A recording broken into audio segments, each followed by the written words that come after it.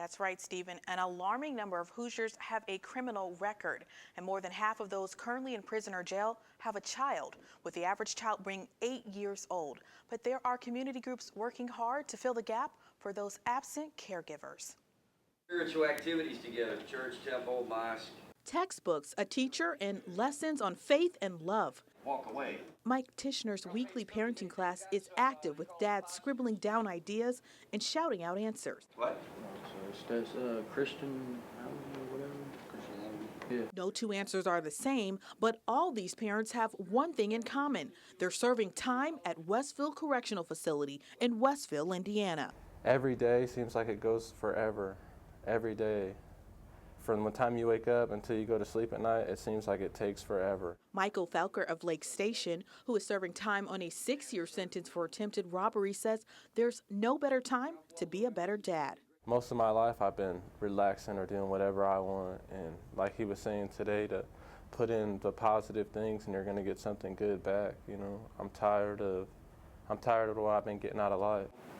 Feel guilty. 25 fathers meet for Tishner's faith-based 11-week course, where they talk about everything from spirituality to masculinity and how their lives relate back to their little ones. They're my inspiration. That's the thing I love the most in life is my kids, but I've done everything to get myself and put myself away from them. And experts say the class is needed more than ever.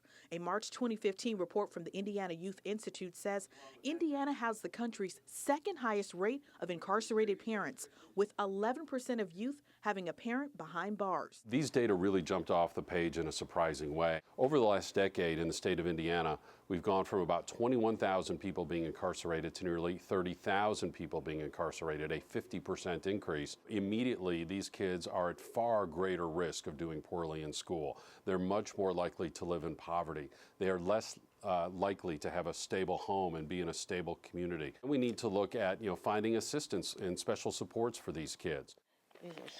This is some years ago, 2011.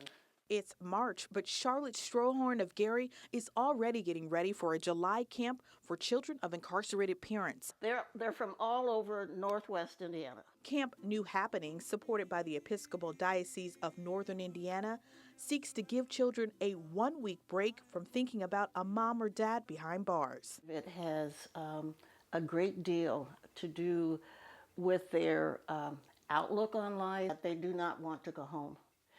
It's probably the saddest time. Several years ago, a little boy was just hysterical. And he said, "Miss Charlotte, please, just let me stay one more day.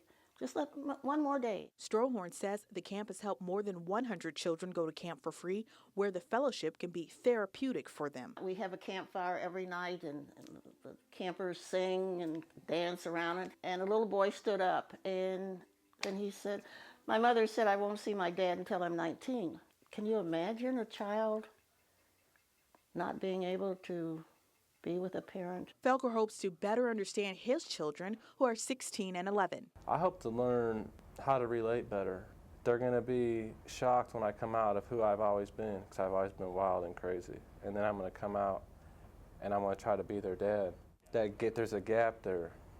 They're not going to want maybe a dad from me right away. They're going to be like, "Dude, you've been crazy all your life. I'm not listening to you. You're not going to tell me." Or I want to learn how to get their respect from them. We learn about parenting by watching our own parents. The takeaways from both programs for parents and children sound, well, related. It says spirituality is love, kindness, caring. They need love, care, safety. Both organizations rely heavily on donations. This year, Strohorn says the cost to provide a free camp for each child will be about $400. For more information on these groups, you can log on to our website, lakeshorepublicmedia.org.